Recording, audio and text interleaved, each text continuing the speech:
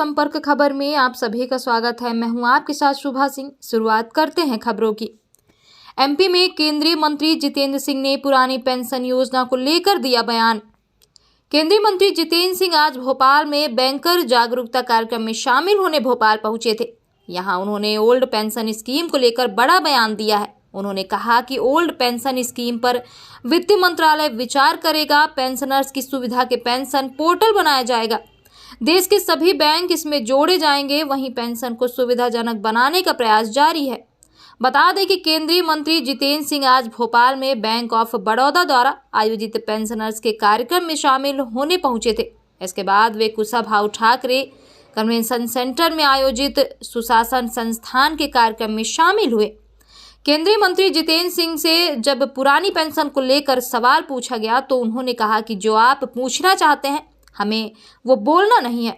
इसके बाद जब उनसे पूछा गया कि केंद्र सरकार क्या विचार कर रही है तो उन्होंने कहा कि इसके दो पक्ष हैं, इसमें लोगों की अलग अलग राय है, हर तरह से पक्ष रखे जाते हैं, इसे लेकर लगातार ही विचार चलता है। अगर विचार इस पर करना हुआ तो वित्त मंत्रालय विचार करेगा। जितेंद्र सिंह ने कहा कि मैं एमपी सरकार और सीएम शिवराज सिंह चौहान को धन्यवाद देता हूं कि जो अभियान पीएम मोदी के नेतृत्व में पेंशन को लेकर शुरू किया है उसमें एमपी सरकार का अच्छा योगदान रहा है। धीरे धीरे सभी बड़े बैंकिंग को इससे दिया जाएगा। पेंशन के लिए देश के इंटीग्रेटेड सिस्टम बनेगा जिससे हमारे पेंशनर्स की दिक्कतों को खत्म किया जा सके। उन्होंने कहा कि पिछले 7-8 साल में पीएम मोदी की सरकार ने कई बड़े कदम उठाए हैं, जैसे हर पेंशनर्स को हर साल अपने जीवित होने का प्रमाण पत्र देना होता था। इसको लेकर बायोमेट्रिक के जरिए डिजिटल बना दिया गया है। पेंशन के सुविधाजनक बनाने का प्रयास जारी है। सर, ये राहुल गांधी जी के बड़े बयान आ रहे हैं। हम यही कह रहे थे कि जो आप पूछना चाह रहे हैं हमने बोलना नहीं, जो हम बोलना चाह रहे हैं आपको लगना नहीं, तो इसलिए मैं सीधा अंदर जा रहा था, आपने रोक लिया। ओल्ड पेंशन स्कीम को लेकर अभी भी कुछ कंसिडरेशन हम जो बोलेंगे वो आप लगा सकते हैं तो लगाइए। तभी मैंने कहा कि आपकी भी मजबूरी हमारी भी मजबूरी, तभी मैं अंदर जा रहा था, आपने बेवजह रोक लिया। तो सर पहले मुझे लगता है not be interested in this, I tell you. हाँ, दूरदर्शन और वो वाले ले लें, उनका लग जाएगा, बाकी चैनलों में तो लग जाएगा। आज 2 बड़े कार्यक्रमों में आप शामिल हो रहे हैं, उसके बारे में नहीं, सबसे पहले तो मुझे धन्यवाद करना है मध्य प्रदेश सरकार का, आदरणीय मुख्यमंत्री शिवराज सिंह चौहान जी का, कि प्रधानमंत्री नरेंद्र मोदी जी के नेतृत्व में जिस प्रकार से हमने एक अभियान प्रारंभ किया है पेंशन विभाग को लेकर के, उसमें मध्य प्रदेश सरकार का भी पूरी तरह से सहयोग रहा है और उसी क्रम में चलते हुए ये आज अगला पड़ाव है। धीरे धीरे देश के जितने भी बड़े बैंक संस्थान हैं उनको पेंशन विभाग के साथ जोड़ करके एक single portal, integrated pension portal बनाया जाए।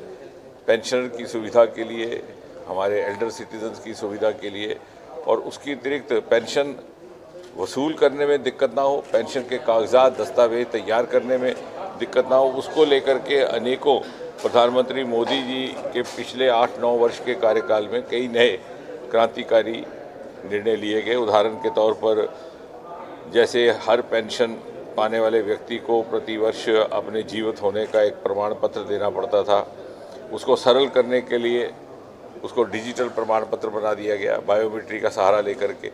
और अधेड़ उम्र में 80-95 के बाद जब हाथ की उंगलियों में भी थोड़ा सा अंतर आ जाता है तो जो बिल्कुल आधुनिक लेटेस्ट टेक्नोलॉजी फेस रिकग्निशन, उसके माध्यम से मात्र कैमरे में मोबाइल के अगर व्यक्ति देखे तो 60 सेकंड के भीतर वो प्रमाण पत्र तैयार हो जाता है। इस प्रकार की अनेकों सुविधाएं, और अब आज इस कार्यक्रम में बैंक ऑफ बड़ौदा हमारे साथ शामिल है। इस प्रकार से स्टेट ऑफ बैंक पहले से शामिल हो चुका है, करारा हो चुका है। धीरे धीरे ये एक इंटीग्रेटेड, जैसे होल ऑफ गवर्नमेंट का कॉन्सेप्ट प्रधानमंत्री जी अक्सर उसका चर्चा करते हैं, उसको लेकर के इस बड़े वर्ग के लिए, क्योंकि पेंशन पाने वाले हमारे वरिष्ठ नागरिकों की संख्या एक और बढ़ गई है, बहुत अधिक पहले की मात्रा में। दूसरे साथ ही साथ 90 और 100 वर्ष की आयु से ऊपर के पेंशन पाने वाले नागरिक, ऐसा है कि उसके दोनों ही पक्ष हैं। कुछ लोगों को अपनी अपनी सुविधा के और अपनी स्थिति के अनुकूल हर तरह से पक्ष रखे जाते हैं, उस पर निरंतर विचार चलता रहता है। वो वित्त मंत्रालय उस पर अभी विचार कंसिडरेशन में ओपीएस है, उसको वित्त मंत्रालय उस पर विचार करेगा यदि करना होगा तो।